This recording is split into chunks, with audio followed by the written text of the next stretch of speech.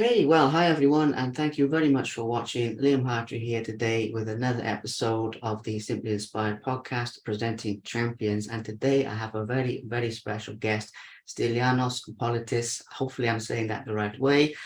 This man is a legend in the fight game in his home country of Greece and around many other parts of Europe and the world. To give mention to some of his accolades, although probably not all of them, Stylianos is a former kickboxing world champion.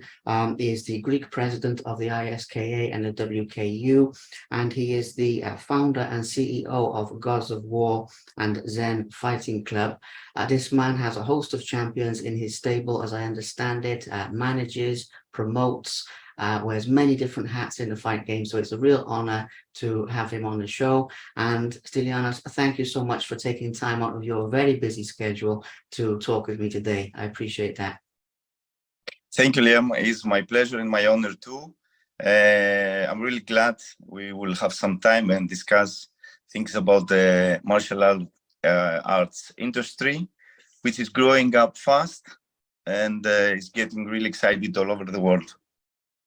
Absolutely, absolutely. We have some great things to talk about. So I'm going to start at not really the beginning, but to start at a certain point of view. You are a man who does many things, as I mentioned, promoting, managing, training, and various things. You travel.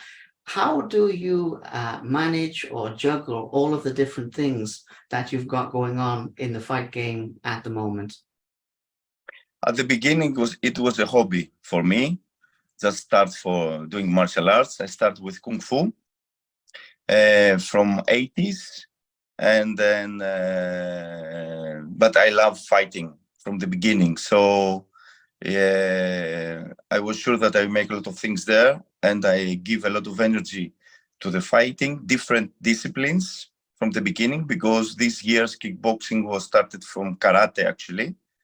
So I make a lot of karate tournaments. Most of the time I win a lot of karate tournaments, also grand champions in Greece, in Europe. So I make my name as a really good fighter.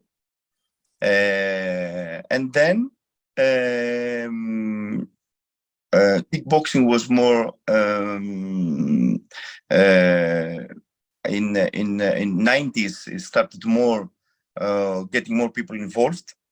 So it was because most of the federations, from their name, also actually is World Kickboxing and Karate Federations, blah blah, like ISK, like WKU, or at the beginning was WKA and some other federations. So kickboxing is now really our basic point. We work mostly in the low kicks and K1, working also with boxing, and also working with the fighters, establish more also Thai boxing techniques. So to have everything in this fantastic style, which is developed in Japan. Actually, 90 start, 2000 was K1 Max, really famous. A lot of fighters from Holland. We had also Greek fighter Zabidis fight there. And now we try to motivate more and more people working on it, from the amateur, from kids, amateur level, and also the professional, which is our the thing we love more. To develop more professional fighters. Absolutely. It's incredible, the work that you're doing, giving back and contributing to so many people, contributing to martial arts as a sport. Wonderful work. And we will talk more about that in just a moment. But before we do, obviously your own fighting career was extensive, as you've just mentioned. And unfortunately, we don't have time to talk about all of it. So instead, what I thought we can do is to hear some of your personal favorite moments, some of your highlights, some of your favorite memories. I know this is a big question, so my apologies, but I thought it would be the best way to do it, is to talk to you about the memories that stand out to you the most this many years later when you look back on your years of competition, if that makes sense. Okay. My first grand champion was in Isle of Man, England, where I fight there. I won my category, but my finger was broken before. So before my first fight, the finger was broken. So we make a bandage there, but it was really hurt. So when I was at the final, he was a really good English fighter. So there, I won him only with my kicks. It was a nice final. This is a really nice moment I remember, because in that moment I realized how much I love karate and how much I love martial arts, really. I didn't like to lose, no matter the problems you can have in a fight. So this is something is really started with. And another thing is my first full contact fight, when I won a friend of mine and a guy we worked together, but at that moment we had to be opponents. So I won him by knockout. I broke his nose with a round kick. And this moment I realized I love more full contact than point fighting and semi-contact. I was also there a champion, a European and world champion. So I realized that this kind of fighting is more for me. Also, a lot of friends I make from all these fights. This is the last thing I like to tell you. A lot of friends. Some of these guys are now presidents of world federations, and we are really friends. We share things. We have big respect for what we did, and now we continue our career, like working together. And so some of my some of my friends all over the world, and all these promotions we work, they are from my fighting career, and we continue with respect and working together for making our dreams happen. Absolutely. There's wonderful stories there. Thank you so much, because I know when I was asking that, it's a very big question. It covers many years. So thank you for sharing some highlights with myself, with our audience. That's a wonderful thing. When we look at your career post-fighting and everything that you've been doing in the years since, obviously with Gods of War, with managing, with promoting, do you have a favorite role in that respect? Do you prefer, say, managing a fighter to promoting a fighter? Do you prefer the training and the work you do with Gods of War? Or for you, is it all part of the same spectrum, if you like, to help martial arts grow, if you understand what I mean, with some of your favorite things post-fighting, Yeah, I understand.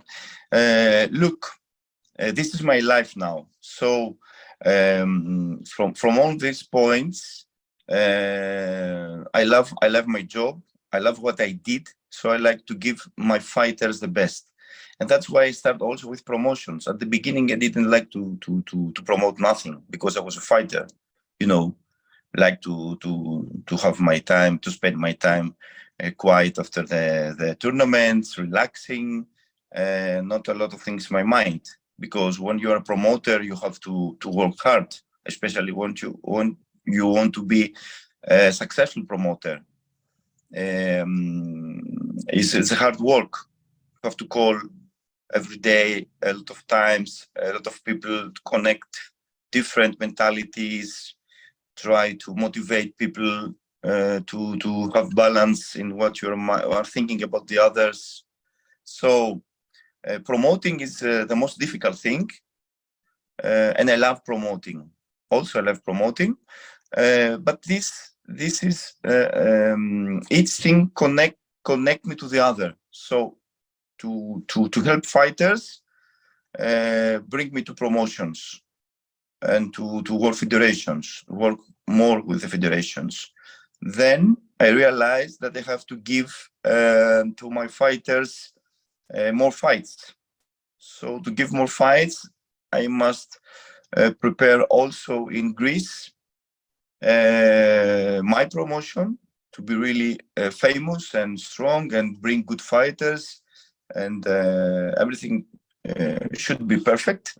And also to give more opportunities to my team and Greek Greek fighters, because I believe that we have a very good we have talented fighters, and they have good mentality. So when you give them the chance, and when they have the correct person, they can make miracles. Like Zambidis, we have also some other fighters that make a lot of things, and so I believe a lot in hard work, and I believe a lot that the opportunities should be given to these people.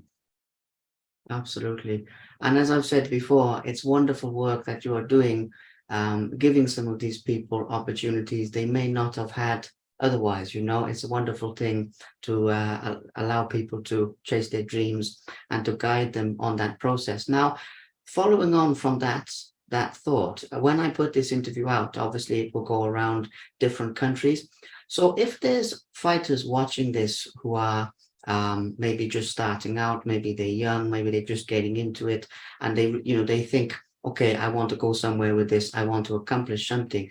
I would like to get maybe one or two pieces of advice, because I know people can come and meet you and they can come and train with you and everything, and you do seminars, but it's also a good opportunity for a little bit of your knowledge to filter down to people listening in other places. So if you had to give maybe one or two things that a fighter should do to succeed, maybe one or two things he should avoid, and a mistake he shouldn't make, or maybe something he should do, if this makes sense, not too many things, because I don't want to give away your trade secrets, but maybe just one or two things that you think would help fighters listening to this anywhere in the world. That would be wonderful. Thank you. Yeah. First of all, hard work.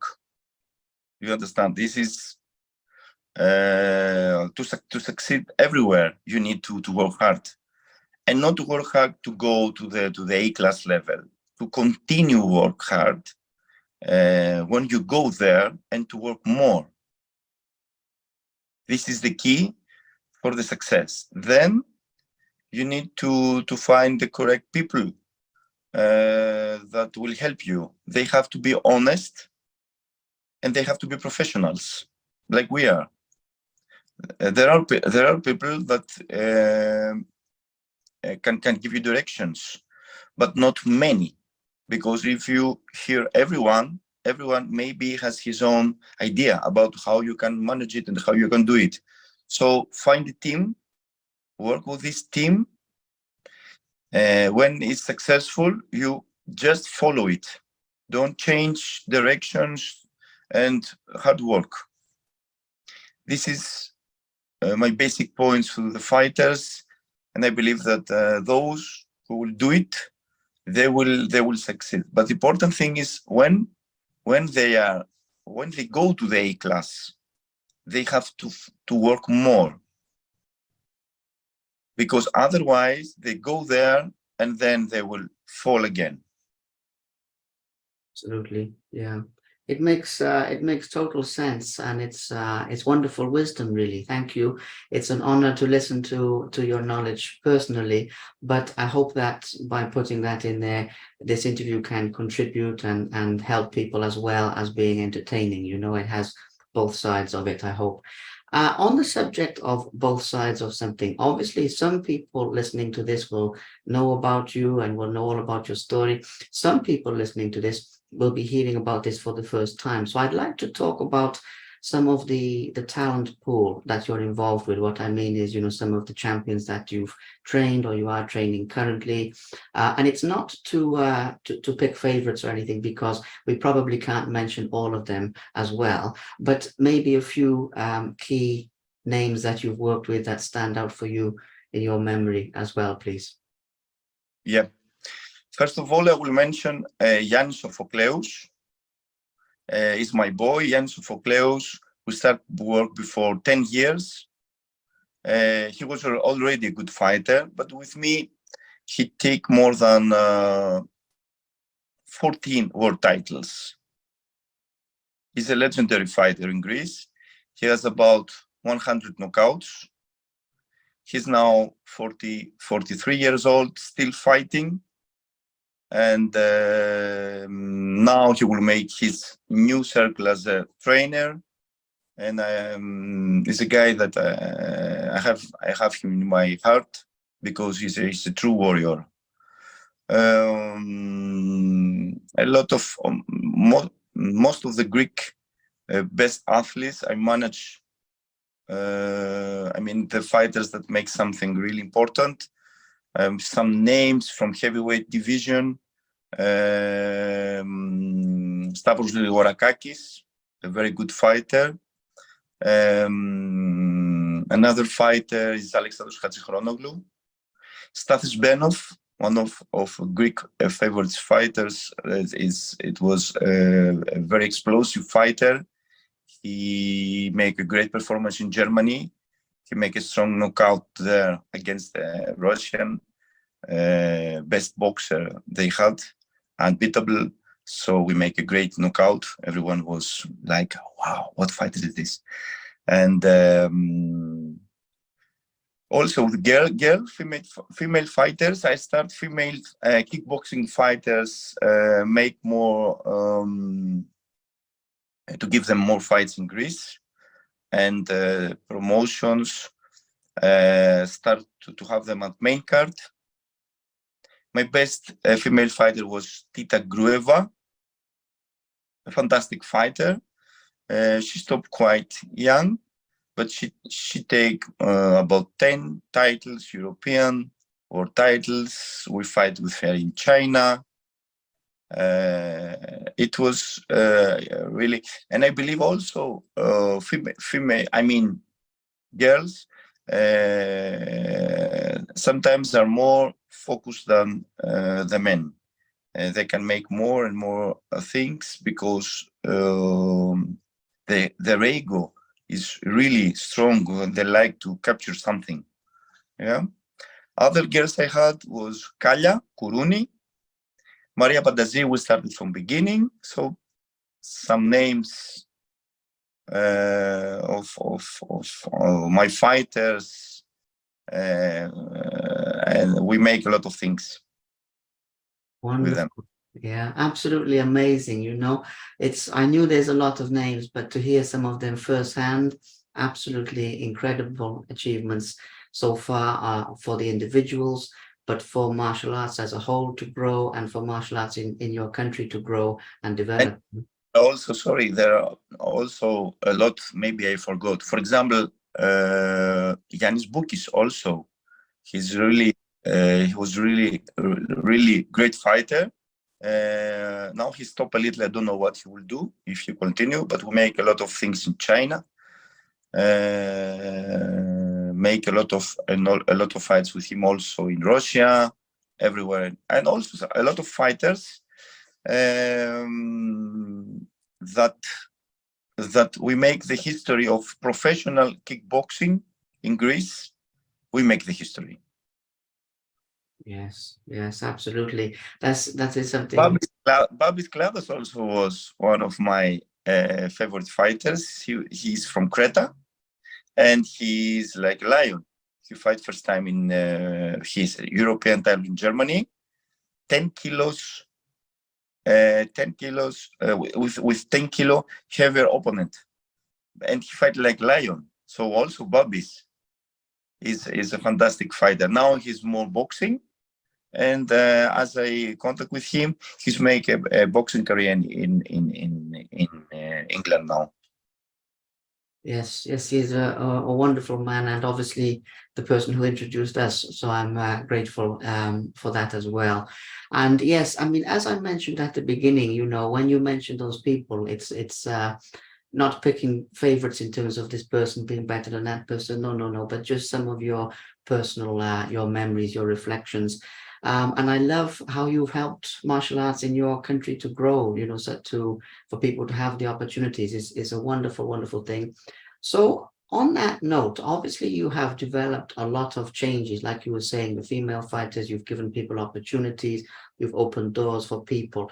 Are there changes to martial arts in Greece, particularly, that you would still like to see happen that maybe haven't happened yet? Yes, Greece at the moment is getting better and better on this level. God of War is the biggest promotion. We are really international. We make a lot of professional titles there. Is a leader promotion in Greece, and also we work in Europe. Of course, we work also in out of Europe, like in China. They like to cooperate more with us. They play it as prime time in their prime time zones in China, for example. They like the name, so have discussions also with the name, like Gods of War. It's ancient Greek mythology. Everyone knows and everyone loves Greece for the mythology and for the history we have. And that's what I like to build and try more for this. We make also cooperation with other events, also sanction a lot of Greek events, the best quality, and those like to support our job and to support the level of our sport. Absolutely. Mm. Excellent. Yes, the changes that you're bringing to everything is wonderful. I'm keeping an eye on the time so that you can get to your class. So as we move into the last few things, with that in mind, you mentioned about China, you mentioned about Europe, and something that people overlook with this is obviously through fighting, through martial arts, you can see the world, for yourself, for fighters who are competing, obviously. But I'm just curious to ask you if there is a favorite place that your martial arts journey has taken you in the world. I know that obviously we've been talking a lot about Greece and a lot about how you're helping things to grow in your home country and your achievements there. But if we look at the global scene, do you have a favorite place that you've visited or been to through fighting and through combat? Good question. I have visited a lot of places. Like, if I didn't do this job, I couldn't travel all over the world like this. It's unbelievable. There are still some countries I like to work more with these countries and make more things, like in Japan. I like to do a lot more things there. Yes, China. China is one of my favorites, although it's quite strange because it's very difficult, especially for Europeans. But I have used to change mentality. I know how they think. We work really good together. It's a difficult country, but it's also a big country with big opportunities. And my opinion is that they started really strong with a lot of promotions. So after all these COVID problems we had, now they make they will make a reboot on it and reschedule everything. So not many promotions will continue, and those that will continue, the level and things that we'll do will be more and more fantastic in the future. Also, I'm really excited with my cooperation with One Championship. Is a leading promotion in martial arts, also in Europe. They start now, and we'll have a good opportunity for a heavyweight fighter I have, Pavlos Kocharidis, fighting in this month, May, for a big contract with One, $1,000 contract plus some fights. Is a heavyweight tournament we already in. So I believe Asia is the key, and I like more to be there. Absolutely amazing. I mean, it's something that I think is, first of all, I think it's inspiring to talk about that for young fighters, because they can realize that as well as the winning and as well as being the best person that they can be and the best version of themselves, the travel is also a perk of the job. But for you, it's wonderful to hear the stories. So thank you again. The last couple of things so that you can get away in time for your class. With the business side of fighting and of combat now, obviously you've been around this for many years, so you will have seen some changes. Now, I know this is a big question, but I was thinking with the new technologies now, with social media, with streaming fights, with having a very different setup of how a fighter can grow a fan base and get their name out there is very different than when you started. It would be good to get your thoughts on some of the changes you've seen, not just in Greece, but just in martial arts as a whole, over your many years being involved. Maybe one or two changes for the better, one or two changes maybe that you don't like. I know this is a very big question, but just as an example, like the technology, like the streaming, that's one thing that's changed, but maybe there'll be other things you've seen that you'd like to mention, if that's okay. Yeah. Social media, is a big conversation about what we can. Social media is something fantastic for the young fighters and for the promotions, because the communication is really fast, and you can see all over the world what is happening. So you know from your phone what is happening in China, or in Japan, or in Australia, or in US, the same time, and you can communicate with these guys. So information go fast, and also for everything, for working with them is also fast. Just a message and you connect. For the fighters, it's good, but it's also bad, because they stop work hard sometimes, and they try to be more social media fighters. And also some people try to motivate this situation and give them more and more, which is not good, because you cannot create a social media fighter like a fighter A class, or to go more and more, and to give him more opportunities when he's not working is another thing. So it's good, it's really good, but you have to be careful how you use it. This is my opinion for it. Well, it's wise words, very wise words. As you say, like any tool, it is all about how you use it, not about what it is inherently, but all about when it's in people's hands, what they do with it. So it's very, very wise words.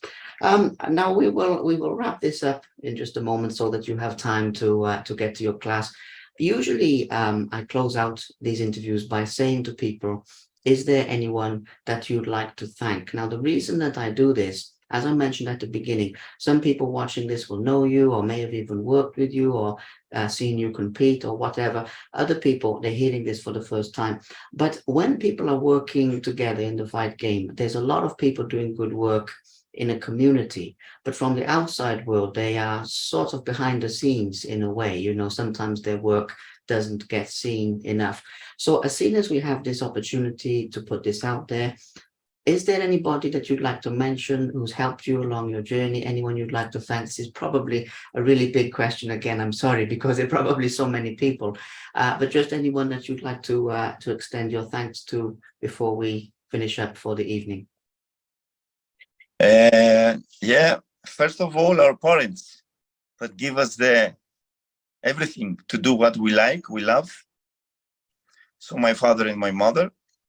And my first teacher would give me the kung fu, my first steps. Then the presidents of the federations I work now, Paul Hennessy and Klaus Onnemacher, really important for me to work with them, honest guys, and I love to work with them.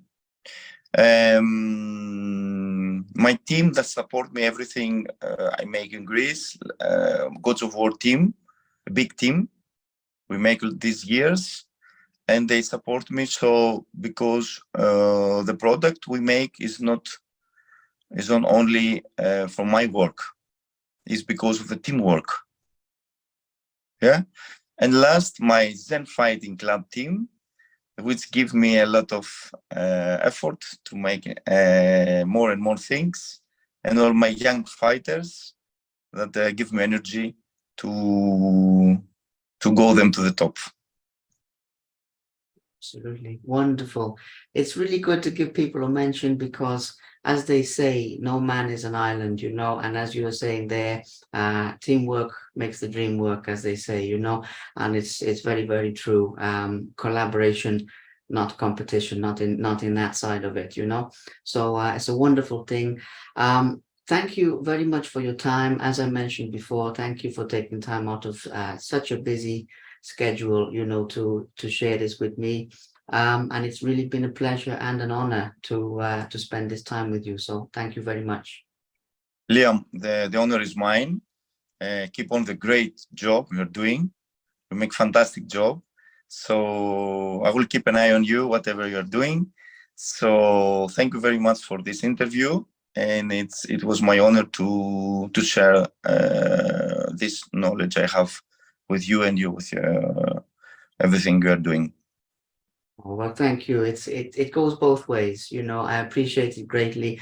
Please do keep in touch anytime. It's always welcome.